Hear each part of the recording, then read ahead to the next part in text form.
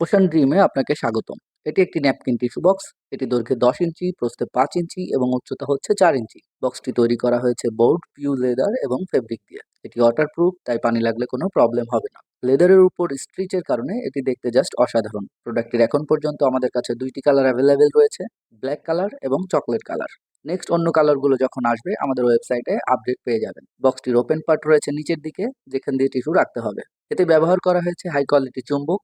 এর কারণে এই টিস্যু রাখার পরে উপর থেকে ধরলেও বক্সটি খুলবে না এবং টিস্যু পড়ে যাবে না।